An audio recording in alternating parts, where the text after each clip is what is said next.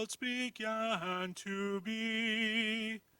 He is Alpha and Omega.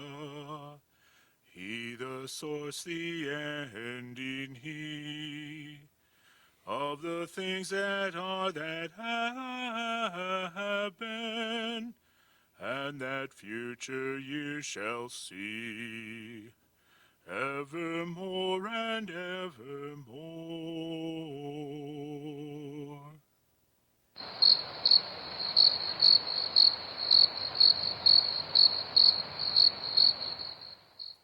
Then Jesus went with his disciples to a place called Gethsemane, and he said to them, I go over there and pray. He took Peter and the two sons of Zebedee along with him, and he began to be sorrowful and troubled. Then he said to them, My soul is overwhelmed with sorrow, to the point of death. Stay here. Keep watch with me. Going a little further, he fell with his face to the ground and prayed, My Father, if it is possible, may this cup be taken from me. Yet not as I will, but as you will. Then returned to his disciples and found them sleeping.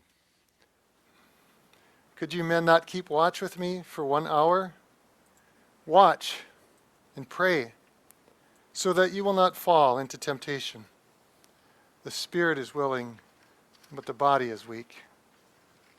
He went away a second time and prayed, My Father, if it is not possible for this cup to be taken away unless I drink it, may your will be done. When he came back, he again found them sleeping because their eyes were heavy. So he left them and went away once more and prayed the third time, saying the same thing. Then he returned to the disciples and said to them, Are you still sleeping and resting? Look, the hour is near.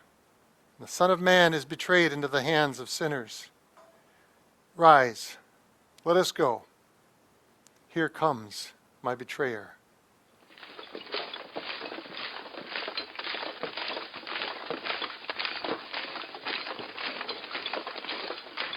While he was still speaking, Judas, one of the 12, arrived. With him was a large crowd armed with swords and clubs, sent from the chief priests and the elders of the people.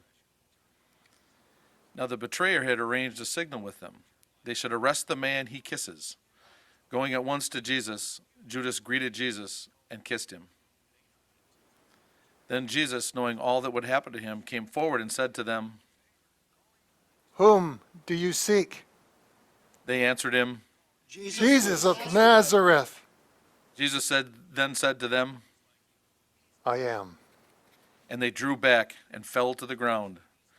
Then the guards stepped forward, seized Jesus, and arrested him. With that, Peter rushed forward, drew out his sword, and struck the servant of the high priest, cutting off his ear. Put your sword back in its place, for all who draw the sword will die by the sword. Do you not think I cannot call on my Father, and he will at once put at my disposal more than 12 legions of angels? But how then would the scriptures be fulfilled that say it must happen in this way? Then Jesus spoke to the crowd. Am I leading a rebellion that you have come out with swords and clubs to capture me? Every day I sat in the temple courts teaching, and you did not arrest me. But this has all taken place that the writings of the prophets might be fulfilled. With that, all the disciples deserted him and fled. What wondrous love is this, O my soul, O my soul? What wondrous love is this, O my soul? What wondrous love is this that caused the Lord of bliss to bear the dreadful curse for my soul, to bear the dreadful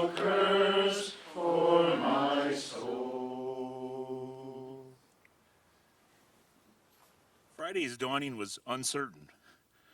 Clouds had crept in from the sea and covered Jerusalem in a gray blanket. Now and then a drizzling rain fell. The palace which Herod the Great had built more than 50 years ago was enclosed by a wall of massive stone 45 feet high.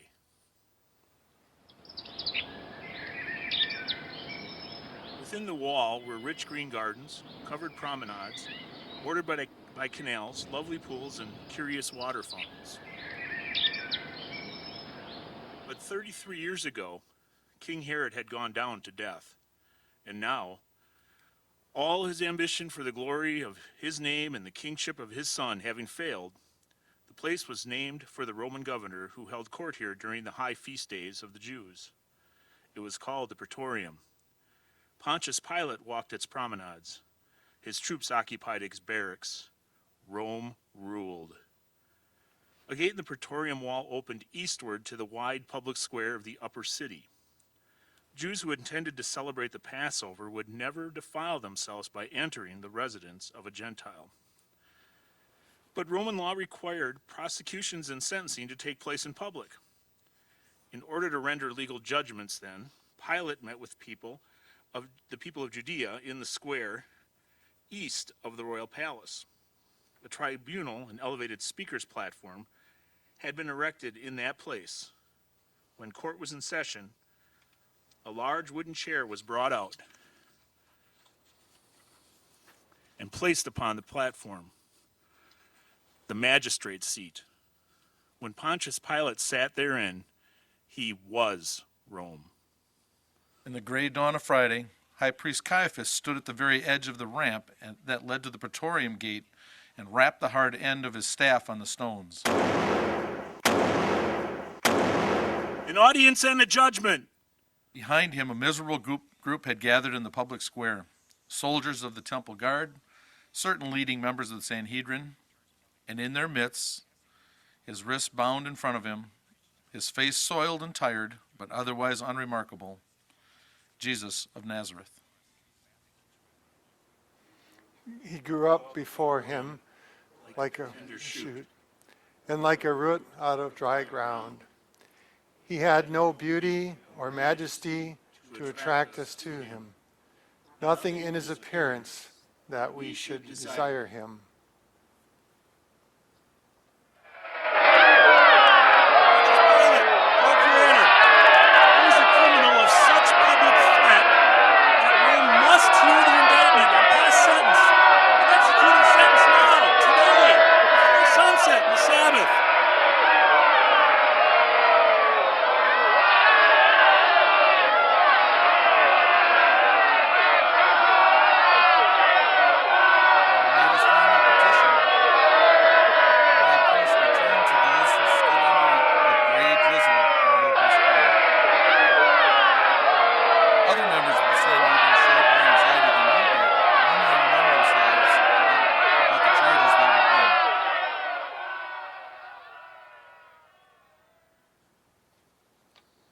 Jesus allowed his eyes to wander over the spacious pavement. He focused on the flat southeastern corner. His lips tightened and his jaws clenched. Several women and a man were lurking in that corner, their hoods drawn up against the weather. Their faces were mostly concealed, but he recognized them. Andrew, his first follower. He must have brought the women here. Mary Magdalene, pinched and pale, Joanna and Susanna, and Mary of Bethany, and her sister Martha, short and solid. Jesus closed his eyes with unutterable sadness. Suddenly, 2 Roman soldiers thrust a wooden shaft between his elbows and his back. They each took an end and drove him forward to the front steps of the platform. Pilate's chair was in position. A servant raised a shield over Pilate's chair to protect him from the rain. Pilate sat down and beckoned the high priest forward. Now then, what's the charge? We found this man, Jesus of Nazareth, perverting our nation. Yes? And? And sedition. He says that he is Messiah, a king. Why have you come to me? Your Messiah is your religion. Judge him according to your own law. No, we must come to you. We don't have the authority to put a man to death. Pilate stood. Death? You think he's committed a capital offense? Fine, bring him in. I'll interrogate him inside. By the rod at his back, the soldiers dragged Jesus after the governor, through the gate and into the praetorium itself. In a broad hallway, Pilate again sat down. Jesus was positioned directly in front of him. I have no time for this. Make your answers short. Jesus of Nazareth, are you the King of the Jews? Jesus, bent forward by the rod through the crooks of his elbows, nevertheless raised his head and looked into Pilate's eyes. Do you say this on your own, or do others tell you this about me? What? Am I a Jew? Your own chief priest delivered you to me. What have you done? My kingdom is not of this world. If it were, my subjects would be fighting for me. But my kingdom is from another place. So, then you are a king. You are right in saying that I am a king. In fact, for this reason I was born, and for this I came into the world, to testify to the truth. All those who belong to the truth, listen to my voice. Truth? Truth? What is truth? Shaking his head, Pilate walked out into the wet morning, while the accused was driven stumbling behind him. This time, Jesus was forced to climb the steps to the tribunal. As he came to the top, he saw Pilate's back and heard his confident announcement. I find no fault in this man. Immediately, a clamor arose in the public square. Crowds were gathering now. Certain members of the Sanhedrin came forward, lodging further charges against Jesus. He stirs the people to insurrection, even from Galilee to this place. Permission to respond. Jesus said nothing. He's a known revolutionary. Pilate nodded, but Jesus still said nothing. He has forbidden his followers to give tribute to Caesar. Each time an accusation was presented, Pilate invited some reply from Jesus, but he held his peace. He looked every accuser squarely in the face, but he himself said nothing. Finally, Pilate raised his hands for silence. He was oppressed and afflicted, yet he did not open his mouth. He was led like a lamb to the slaughter, and as a sheep before her shearers is silent, so he did not open his mouth. Pilate stepped forward on the platform, prepared to render his ruling. I examined this man and found no evidence for any of your charges. But your outrage is real, and it must be satisfied. Therefore, I will order the accused to be scourged with a whip of knotted cords and weights of metal. After that, I propose to honor your custom of releasing one prisoner at the Passover. I will release this man, Jesus of Nazareth. There was a moment of perfect silence. The high priest looked trapped, unable to respond. Suddenly, a voice cried from the back of the crowd. Jesus? Jesus who? Not Jesus of Nazareth, but Jesus Barabbas. Caiaphas now joined the chorus. Yes, if you choose to honor the custom, sir, please, release unto us Jesus Barabbas. Now the rest of the crowd began to chant. Barabbas! Barabbas! The governor was stunned. Barabbas is a murderer. You yourself asked for his arrest, and I agreed. I know which is more dangerous to both of us. Only one of them has killed a Roman. Caiaphas and the chief priests were already encouraging the crowds. They drowned Pilate's words with their chanting. Barabbas! Barabbas! Release unto us Barabbas! The chant grew to a thunder in the square. People came rushing from everywhere in the city. More and more voices added to the noise. The crowd was swelling into a mob. A riot was born. Barabbas! Barabbas! Only those in the tribunal could hear the governor issue orders to a centurion. Take him to the barracks, whip him, and make it bloody.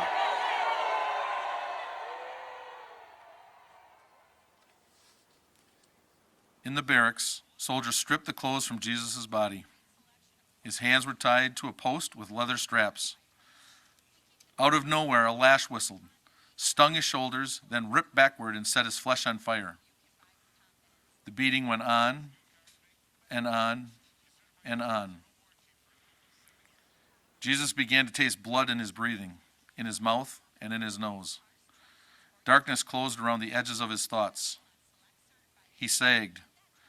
He hung heavy from his wrists. His body writhed in agony and pain. This was the Father's will. He was despised and rejected by men, a man of sorrows and familiar with suffering. Surely he took up our infirmities and carried our sorrows. Yet we considered him stricken by God, smitten by him, and afflicted.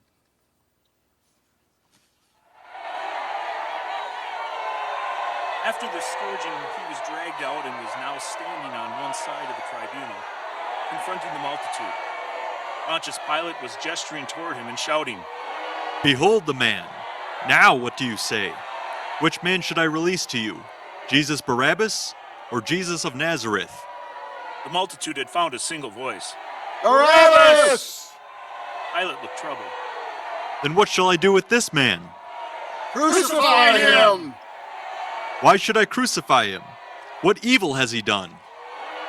Caiaphas leaped to the platform and shouted at the top of his lungs, We have a law, and by that law, he ought to die, because he made himself the Son of God. Pilate now shouted at Jesus. What's the matter with you? Have you nothing at all to say? Now Caiaphas too was shouting. Crucify him, magistrate, or else you are no friend of Caesar's, because he pretends to be a king like Caesar. What then? Shall I crucify your king? We have no king but Caesar. And now the voice of the multitude resounded with an endless, thunderous roaring. Crucify! Crucify! Crucify! So Pilate sank down into the judgment chair and gripped the armrest and delivered his verdict. He released the man that had been arrested for insurrection and for murder. But Jesus of Nazareth he turned over to the will of the people. He ordered a centurion and a small contingent of soldiers to lead him outside the city and to crucify him. O sacred head now wounded, with grief and shame weighed down, now scornfully surrounded, with thorns thy only crown. How art thou pale with anguish, with sore abuse and scorn. How does that visage languish, which once was bright as morn? Jesus is dragging a heavy wooden beam up the center of the street. Two soldiers try to lay it on his shoulders, but the weight of the rough wood tears at the lacerations in his back, and the pain becomes so intense that he becomes lightheaded and falls to the ground. Jesus is moving north, slowly toward the garden gate. His hair, because he bends so far forward, hangs nearly to the ground. The sandaled feet of a centurion are walking in front of him, just within his vision. He is following these feet. There are the sound of wailing behind him. He has heard such lamentations before, for Lazarus, for Jairus' daughter, for the son of the widow of Nain. The morning drizzle has turned to rain. Everyone is wet, and the sky is more than gray now. Darker clouds are rolling in from the west. There is a breeze. It's 9 o'clock in the morning, Friday. Out through the garden gate they go, yet farther north. The stone city wall runs north and south on his right-hand side. Jewish tombs are cut into the rock on his left. Here is a hill by the side of the road, a rocky mound in which 4 stout poles are fixed, forever ready to receive the crossbeams and the bodies of criminals sentenced to crucifixion. The hill allows a public viewing. It is called Golgotha. The centurion halts here and hands Jesus a jar of liquid. He lifts it to his lips and tastes it, but then refuses to drink. This is wine mixed with myrrh, a narcotic. It is not the will of the Father. 4 soldiers strip Jesus down to his loincloth. At the same time, another group of soldiers arrive. They bring 2 more men with crossbeams on their backs. These men do drink. They drain their jars completely dry. All 3 are now stretched on the ground, each beside a different pole. Jesus stares at the black clouds lowering. His back is on fire with pain. He cannot swallow. He wishes he could swallow, but his tongue is thick and stuck to the roof of his mouth. Someone lifts his head by the hair, then sets it on the wood. His arms are yanked left and right as far as they will go, palms up. A cold point touches his wrist. This is the will of the Father. Above his head they place the written charge against him. This is Jesus, the King of the Jews. 2 robbers are crucified with him, one on his right and one on his left. Those who passed by hurled insults at him, shaking their heads and saying, You who are going to destroy the temple and build it in 3 days, save yourself, come down from that cross, if you are the Son of God. I am poured out like water, and all my bones are out of joint. My heart has turned to wax. It is melted away within me. My strength is dried up like a potsherd, and my tongue sticks to the roof of my mouth. You lay me in the dust of death. Dogs have surrounded me. A band of evil men has encircled me. They have pierced my hands and my feet. I can count all my bones. People stare and gloat over me. They divide my garments among them and cast lots for my clothing. Rain falls steadily now. The breeze is stiffening. Nevertheless, pilgrims still travel up the road and into the city. They see the inscription above him and grin. Certain Pharisees are standing by, nudging one another. He saved others. What do you think? Can he save himself? If you are the Son of God, prove it by setting yourself free. Hey, King of the Jews, jump down from that cross, and we will believe in you. Now even one of the criminals who hung there hurled insults at him. Aren't you the Christ? Save yourself and us. But the other criminal rebuked him. Don't you fear God, since you are under the same sentence? We are punished justly, for we are getting what our deeds deserve. But this man has done nothing wrong. Jesus, remember me when you come into your kingdom. I tell you the truth, today you will be with me in paradise. All at once, the wind dies. Black clouds close in. Travelers hurry toward the city. A storm is coming. Jesus drops his eyes, sees familiar women at his feet, and involuntarily cries out, "This is the sorrow. This is suffering greater than whips and spikes and a universe of derision." His mother is there. Mary, still supporting herself by gripping John's arm, is looking directly at him, pleading with him. Her face is at the level of his waist. She is crying. She is 50 years old, gray and frail, and her eyes are begging him, "Why? Why are you dying?"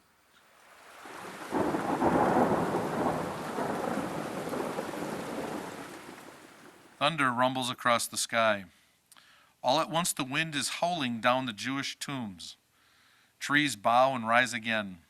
The road to Jerusalem clears swiftly of people. The soldiers huddle in the lee side of the hill. It is noon now, and the earth is utterly black.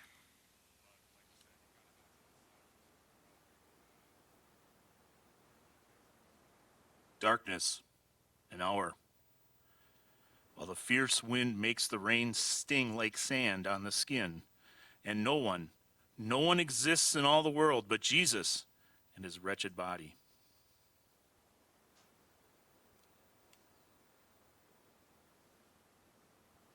Darkness. Another hour. Darkness. Jesus can neither think nor breathe.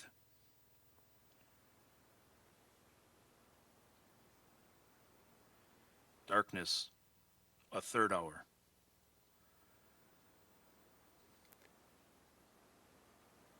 Eli? No, not even his Father, whose will he is even now obeying, the Father who has loved him from the beginning, whom he has loved, whom he has called Abba. My God, why have you forsaken me? Why are you so far from saving me, so far from the words of my groaning? All who seek me mock me. They hurl insults, shaking their heads. He trusts in the Lord. Let the Lord rescue him. Eli? Eli? Where is the Father now? Has the Son become so foul that even God the Father cannot look upon him? My God, why have you forsaken me? Silence.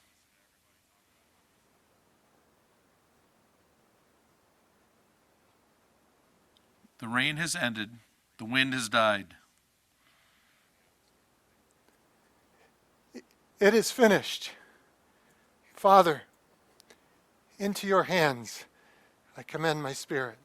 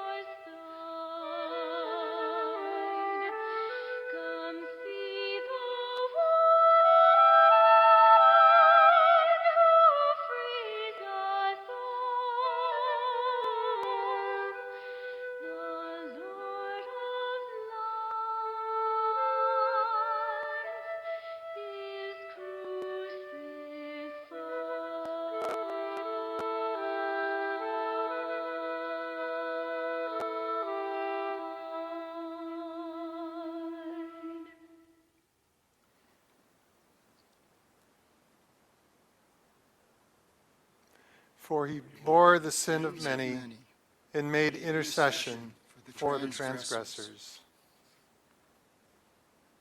At that moment, the curtain of the temple was torn in two from top to bottom. The earth shook and the rocks split. When the centurion and those with him who were guarding Jesus saw the earthquake and all that had happened, they were terrified and exclaimed, Surely this man was the Son of God.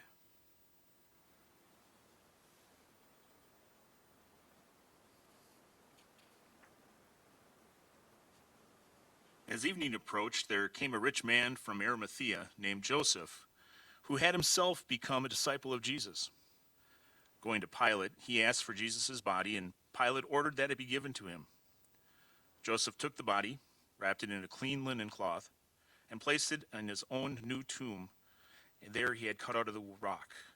He rolled the big stone in front of the entrance to the tomb and went away. Evening fell. The Sabbath had arrived. For the transgression of my people he was stricken. He was assigned He was assigned a grave with the wicked, and with the rich in his death, though he had done no violence, nor was any deceit in his mouth. Yet it was the Lord's will to crush him and cause him to suffer.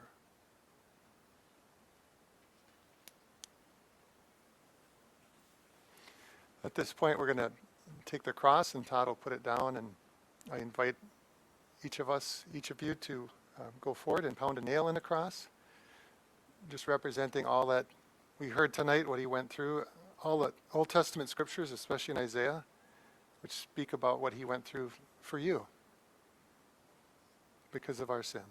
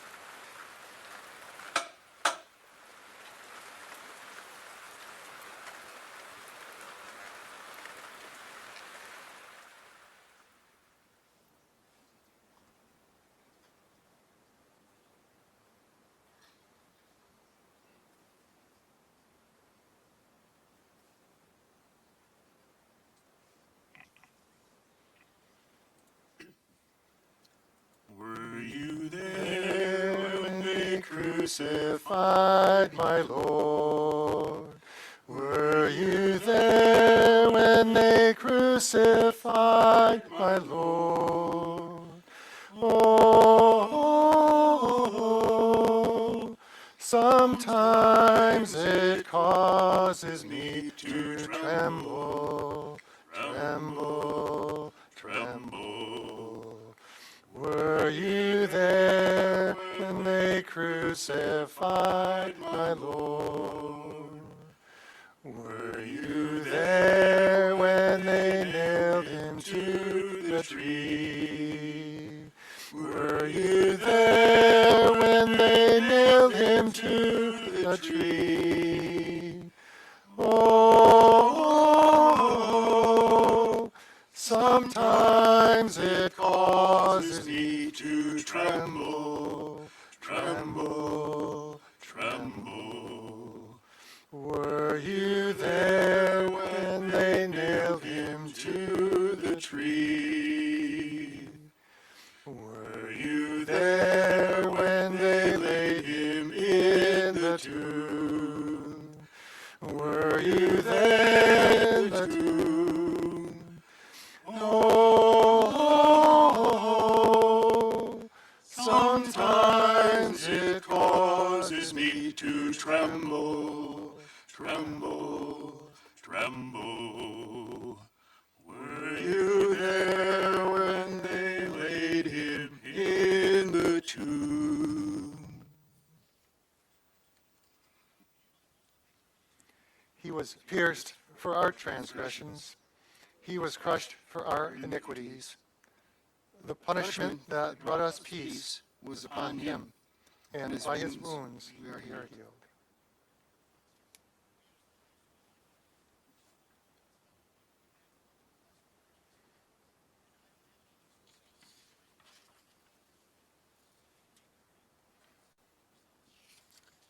We hear a lot about religion, we hear a lot of stories. Well, this is history that actually happened. God loved you enough to make sure that it did. And again, I'm struck by Isaiah and all the verses, pierced for our transgressions, crushed for my iniquities, for yours. How it was all stated so far in advance, hundreds of years before, and yet came true, every word of it. And I think as we go now, on with our day, imagine being the disciples and those who follow Jesus on this Friday, now leaving knowing just he's been there, he's died, he's in the tomb, it's over. And going home tonight with that, and the whole town in an uproar. It had been Passover, so there were thousands of people, it was packed. And yet the fear, the disciples went into closed doors, locked doors, afraid of what would happen to them, not knowing what to think. And then going into tomorrow yet, into the next morning as well. So as you leave here and it's light outside and you go on with your day, to take some time today, tomorrow to think again that this was for you. Amen.